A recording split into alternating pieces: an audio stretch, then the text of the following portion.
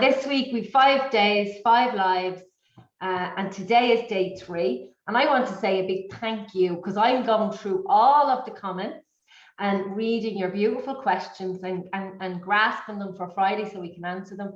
Thank you to everybody who has shared. I'll give you a mention out tomorrow. And thank you to everybody who has tagged somebody. And we have got a good few of you who have done all 3. So you will be in the comp on Friday. But I wanted to give you a shout out. I'm going to call out the names tomorrow to every one of you. And I said I would because I love that feeling when someone shouts out my name.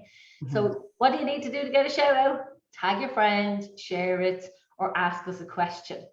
So that's it. That's all you need to do for that. But today we want to dive into, it's day 3. We're talking about how values has affected or impacted our clients' lives, which is like, for me, that's to watch it transform someone else's life is even more exciting than my own in many ways, because it's you never know what you're going to see or how it's going to impact lives. I've got three client stories I want to share with you. I'm going to start with the first one, and then we just see where it goes, right? Absolutely. Because we usually we don't plan things to let it flow. Okay, I'm sure you know that. This is your 3rd video this week. Yeah, I'm sure you can see how we roll, right? Yeah. So the first client I want to talk about is this happened a number of years ago, and it still warms my heart when I think about it, right? So I'm a business mentor. And this person came to me because they had an idea. They'd gone off to learn new skills, and they had an idea where they wanted to create a business with all their new knowledge and their experience and their expertise. And I thought, great, this is fantastic. And I could really see this person thriving in the coaching industry. I mean, thriving. Fantastic person, right? So at that time, he had been working in an industry for many, many years. And the passion had started to dry up a little bit, but he was working hours, like really unsociable hours, weekends, round the clock, stressful work, long hours. You can imagine, right? It doesn't, like, many of us can relate to that, maybe a parent or you've done it yourself. Antisocial hours, long, tiresome, stressful job. When we looked at the values, that number 1 value, and it was unmistakably number 1, was family. And we've touched a little bit on here this week about how closely knit beliefs and values are. Because if you have a value, you generally have a belief, and it's all different. So family could mean something. I believe something about value or about family for me, it could be completely different for someone else. So this person was looking at family saying, when I'm working all these hours, I'm providing for the family. And yet there was cracks because he was away from them all the time. And the magic that happened was, we looked at it, right? And it didn't happen with a magic wand, okay? So I just want to say that to you as well. Yeah. This stuff doesn't happen with a magic wand. It's not instant gratification, not a microwave. But we looked at all of the core values, and we really looked at that one, and we looked at what was happening and how he could better, prioritize and work around that value. Within weeks, and I genuinely say weeks, an opportunity knocked at the door for him to have his own business. That meant working 9 to 5 or whatever. It was Monday to Friday, no more evenings, no more weekends, and that, I've goosebumps. He got to spend and prioritize the time of what was most important to him, what he valued most in this world, his family. And you know what they say, the rest is history. It was a really happy ever after story. And I continue to see some of his posts, and he's thriving. So that's just one story, how just stop and pause for a minute. It's not just about writing these down, folks. It's not just about matter of being, how do I identify them? And there's no good or bad or right or wrong. It just is. And Amanda, what values did he have to change, or what values did he have to implement into his life in order for that to happen? This is the beauty of this. He had to see it and become aware that actually just providing was not being, prioritizing or the best use of that value that was so important to him. When he looked at that, he realized something had to change. But you know what, as well, this is a whole other workshop. And this is where I'm at the moment. We don't always have to know the how. In fact, you don't have to know the how. Yeah. Becoming aware of it and getting a sense of, oh, life would be different was enough. The opportunity came, like it usually happens. We're here focusing and a door open over here. And that's exactly what happened. And it was just incredible. Like blow away. Yeah. Blow away. Amanda, I suppose from an energetic point of view, when you have your set of values here and you can't see another way for a solution to come, and you're stuck in that, the universe has no way of sending the solution to you. But obviously he had a paradigm shift. Yes, exactly. He had a paradigm shift. So he was open to the possibility of other things. And when you shift your energy, he didn't want to work that anymore. That couldn't happen anymore. When you shift your energy, everything, all the other energy around you has to shift as well. Yeah, he raised it up. I'm delighted for him. Yeah, it's fabulous. It's fabulous. That's one of my stories. Yeah. Will we take turns in telling stories, Amanda? I think so. A bit of variety. I'm trying to break my own energy at the moment. Yes, good. Okay, so I have a story, a female client of mine actually, who has a very specific bespoke job within the accountancy industry. And she was saving her company millions of euro every year by this particular job that she was doing. And she had a male counterpart in other businesses, as in the same industry, just not in the business that she was working in the office that she was working in. And this girl was checking emails in the nighttime. She was working weekends. She was spending time away from her children and her husband. And I'd been doing one-to-ones with her, and she was in a group as well, actually. And one day on a one-to-one, we spoke about her value on her and the value of her time, and whether the amount of money that she had been saving the business was reflecting on her salary and on her quality of life and on her expendable income that she had for experiences with her children. And she said, not a chance does it meet that. So we spoke about a review that was coming up for her and about certain things that she needed to present to her female manager. And she did that. And as she said, she did it afraid. And she went in, and we had walked around the language that she was going to use, because the language is very important when you're negotiating in a situation like that. And she had all her facts and her figures prepared, and she presented them to her boss. And her boss was a little bit blown away by the numbers. And in that moment, she asked for a bonus based on the amount of money that she had saved the business. And she also asked to be paid the same amount as her male counterparts in the same industry in a different company. And that girl has nearly gotten a 25% increase in her wages, plus the bonus that she had never gotten before. So and I'm not joking you, like when she told me this, I was like a lunatic when she told me, with joy for her, because she's like, why didn't I say this years ago? Why didn't I value myself? Why couldn't I have seen this? And what she said was, and I'm hoping that some people who are watching this will be able to identify with this. She said, I didn't want to cause trouble. I didn't want to rock the boat. I didn't want to be perceived as being awkward. And also, there's this really unhealthy, toxic culture in certain industries whereby it's viewed upon to be a positive thing if you are checking your emails in the nighttime and if you are working at the weekends. And that does not support your wellness. It does not support work-life balance. And it's nearly like there's this internal competition. I work longer hours than you work. I'm more committed to this business than you are.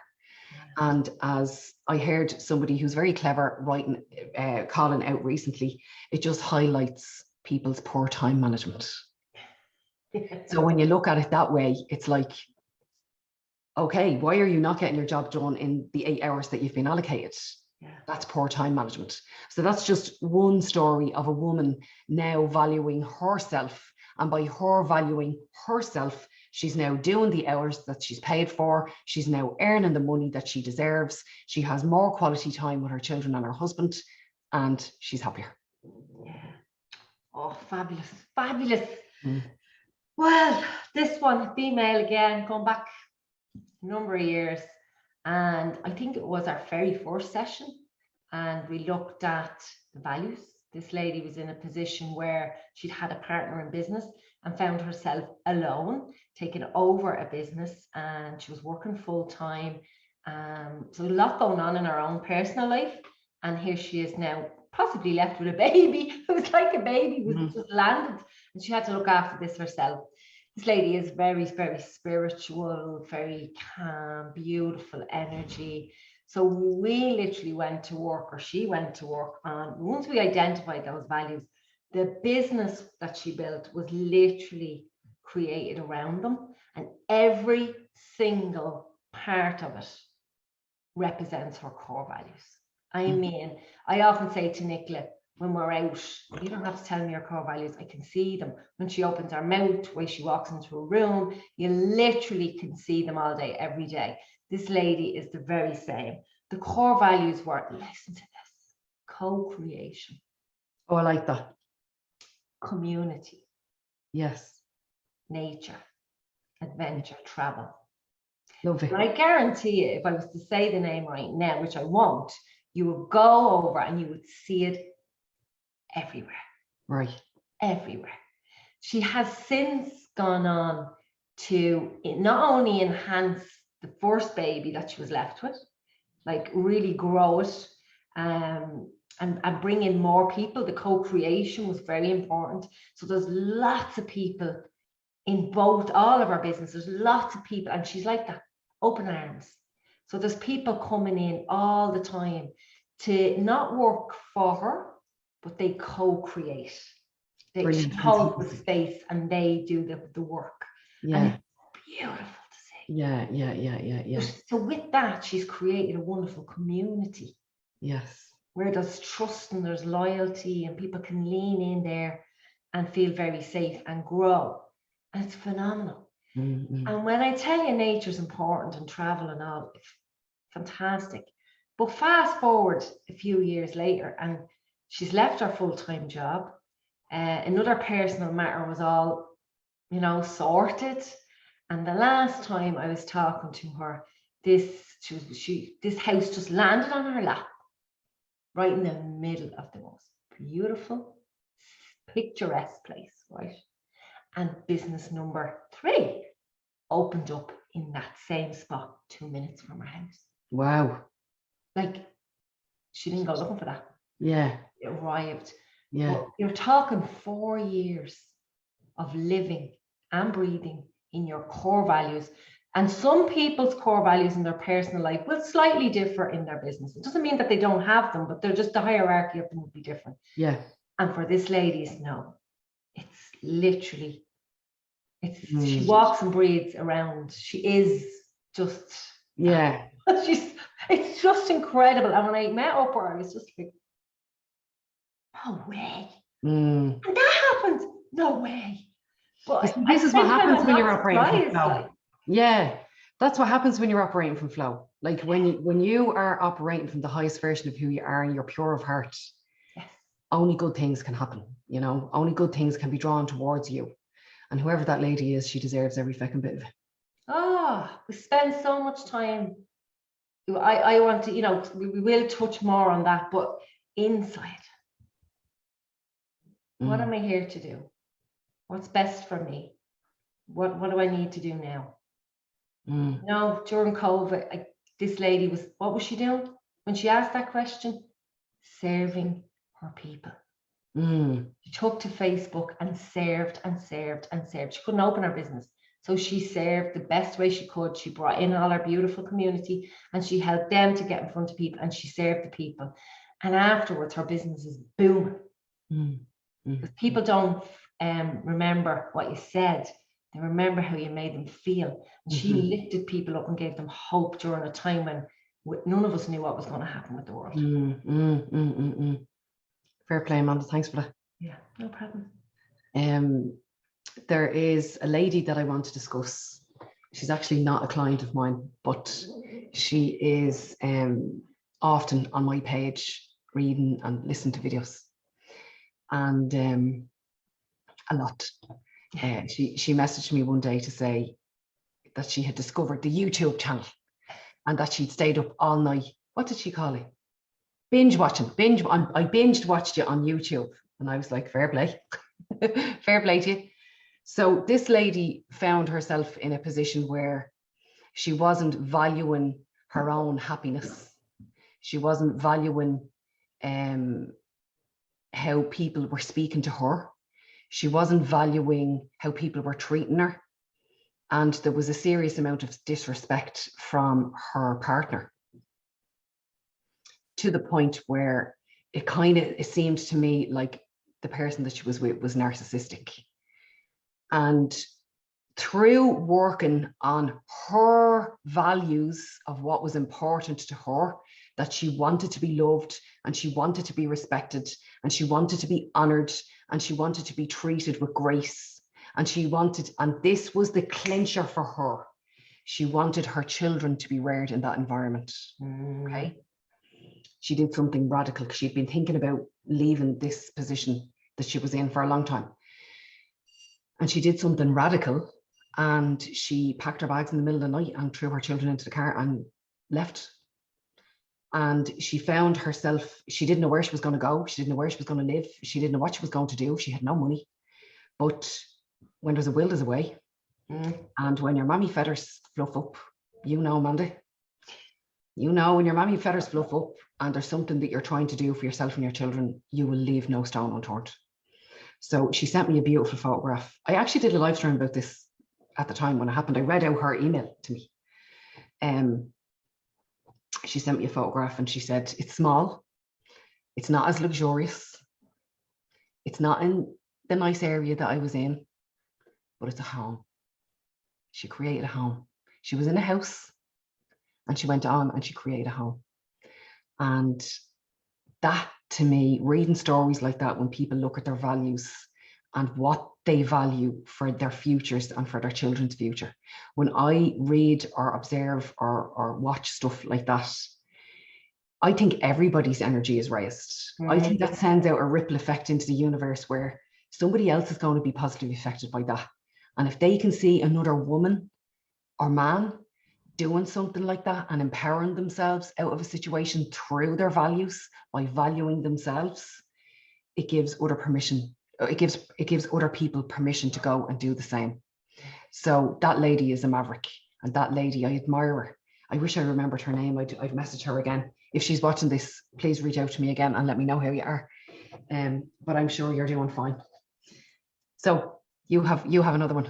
I have one more, and it's around the M word. You know that word where many of us go, oh, we have to talk about that. Money. Oh, money. Money. Okay, so this particular client had little or no value on money. Look, I come here, it could have been me as well. Do you know what I mean? It was very similar. Yeah. And it's like, it's not all about the money. I don't really care about the money. It's not about the money for me. And you know, and this was going on and on and on. And then we had a look. When I heard all that language going on about the money, I was like, right, okay, we need to have a look and see what's going on, because there can be a number of things going on when it comes to money, right? There's money blocks, there's your values around money. Maybe it's not a priority, maybe it isn't a priority. I'm not saying it has to be. But when we looked under the bonnet of really what was going on, and for some of you watching this, this really might go, whoa, never thought of that. So if you get a light bulb moment, please give me a light bulb moment when you hear this, right? And if you're saying, oh, that's me, give me a thumbs up, okay? I love when I'm going through the comments and I see all the interaction, right? So what we worked out was when we seen it, right? I always say the helicopter view, right? We went above it and we drew it out and we had a look at it all around it. And what was really going on was she grew up in a house where other people didn't value money or saw money as nearly bad, right? And if somebody had money, it'd be like, it's well for them. It's well for them. That was a common theme in our house. That was it's well for them now. Mine too. Like, and what would they be doing to get that money now? Must be something dodgy. Must be something dodgy going on. It's not like, where would you get all that money? Sure, because they didn't know anybody who would ever have that money, so there had to be something dodgy. So having heard all of this growing up from a little young one, hearing this, watching this, the energy of all of this growing up, I call this inherited. She inherited the belief that money was not good and that people would probably speak about you if you had money, because that's what she's saying. This wasn't conscious, by the way. This wasn't conscious until we did the helicopter view and we looked at what was really going on. If I had money, now people might talk about me, they might think good of me. Nothing good can come of money, and all that was going on. So with that, value of money went like way down. And to try and build a business, and that's going on, it's, you can see now it's going to be difficult. It's going to be difficult because you need to earn an income. I'm going to let you in a secret. Just because you're an entrepreneur doesn't mean you're loaded. In our house, if they had a business, you had to be rich if you had your own business. Yes. For you. Yeah. I've since found out in the last 20 years of working with myself, that isn't the case. We work hard, bloody hard, and sometimes harder than when I had a job. So we looked at that. We took out the scissors, cut off what wasn't hers, and really established how she valued money and what her real belief around money was. And guess what happens? Over time, she raised her prices, more clients came, and she started to build and grow a business where she was making money and not giving everything away for free. I hope there was a couple of light bulbs. I'm hoping later on when I go back to the comments, there's loads of light bulbs. For me, when I sat down to do this work, there was so many scissors I had to take out, as I'm telling you. I'm a sponge and I'm an empath, so I would have absorbed so much that I needed to really reestablish and what was important to me. Yeah, Amanda has actually helped me quite a lot, over the years, to see the wood for the trees, with regard to business decisions and charging and stuff like that. And you broke it down for me in brass tacks one day, numbers wise. Yeah. And when you showed me, I got a fright. Yeah. And it reminded me of one of my first mentors was Mark Whitehand, and Amanda used to work with him as well. This guy. I can recall Mark saying to me one time, because years ago, I didn't put a value on my time, as you know, because I've told you this, I do now. I remember one time Mark saying to me, it was so simple and it stuck with me still. He said, you either have a business or a very expensive hobby. And I was like, oh my God. Anyway, yeah, money is a huge one. Like, it's a dirty word in a lot of houses in the Republic of Ireland. Do a whole workshop just for money. Yeah, exactly. Maybe we should. Because I would have grown up in that environment as well, that it was dirty and it was underhanded, and sure, it's well for them. And sure, how would they afford that? And always from a judgmental space. Judgmental, yeah. A lot of envy, horns coming out. Envy and jealousy, yes. True lack of action, Amanda. True lack of, that's all envy and jealousy is people not taking an action for themselves and placing it, mirroring it over somewhere else rather than looking inwards. Yeah. But you know what's brilliant? Again, just coming back to the values and the business of you.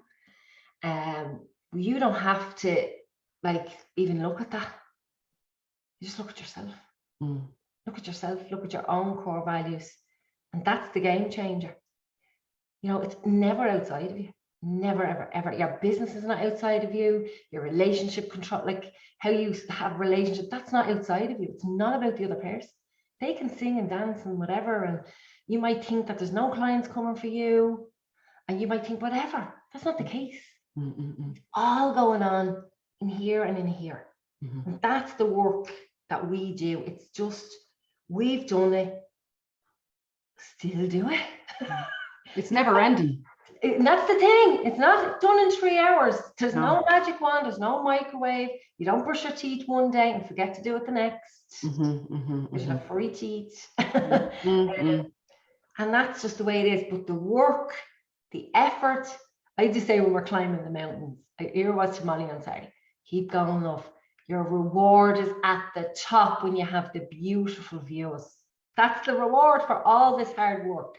And working on yourself, self-development, personal development, whatever name you have on it, spiritual development, each step that you take, and especially those steep moments when it's really hard, sometimes I'm on my hands and knees, so hard. Mm-hmm. Keep hold of the reward is coming. Mm-hmm. Do you know I nearly gave up on Sunday? Did you? Yeah. We were up on the mountain on Sunday. Nicola hasn't been hiking for a long time, and we went up. You sounded grand. Was it body physically? No, do you know what it was? Do you know what it actually wasn't physical? I was going to say, because you sounded and looked great. It was a mental challenge. Okay. So what Amanda and Ian did very kindly, my husband commissioned Ian to, and you know, it's so funny, I'm getting triggered even saying that, I'll come back to that. My husband commissioned Ian to paint a picture for me 2 years ago for my birthday of my favorite place on planet Earth. It's called Loch Tay. It's in Sallygap in the Wicklow Mountains. And Ian very kindly planned a trip for us. I didn't know where he was bringing me, but he brought me to another viewpoint of Loch Tay that I'd never seen before. And it was beautiful. It was a very romantic thing to do. When we got to that point, to the viewing point of Loch Tay, I thought that was the hike over. Okay. And when we were walking away from Loch Tay, you didn't notice, I started walking back towards where we came from. And then Ian said, and look, and then he pointed up at this other mountain. And I was like, what?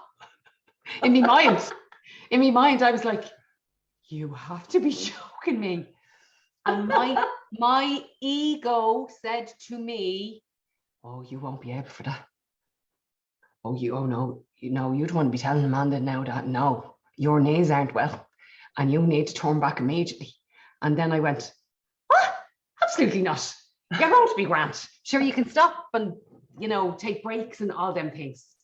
So I had to have a big chat with my ego, because my ego was telling me that I wasn't strong enough, that I was weak, that I wasn't able to do it, all the not enoughs. Not a bother on you. So it wasn't a physical challenge, it was a mental challenge. I love that about exercise. Oh, I love the mental challenge. I love winning. I love winning those arguments in my head. Let's go back to the trigger of money and me saying the words. My husband commissioned Ian Delaney to make an original painting for me for my birthday. Now, the child me is after saying, your husband commissioned a painting? Who do you think you are? Who do you think you are that you think you can afford for your husband to commission a painting for you for your birthday? That's what my child version of me. But remember your socioeconomic background, Nicola. That's what happened for me there. But then that was my ego. But then the higher self went, no, Neil was able to do that. Yeah. Neil saves his money. He was able to do that. And that was a big opulent present that he gave to me because he loves me. And I love it. I look at it every day. I look at every stone and every rock. But isn't it mad the way your ego wants to bring you back to inherited values? That was not my value. No. That was an inherited value that I was given as a child. Who did you think you are with the paintings? Yeah, it's mad, isn't it? It's mad. It is mad. Oh my goodness. Well, listen, folks, leave lots of comments below. I know I was an hour and a half this morning reading them all, getting back to you. I'm taking all those questions and I'm putting them here. I actually have them here in a document for Friday, and they're precious and they will be answered as best as we can on Friday.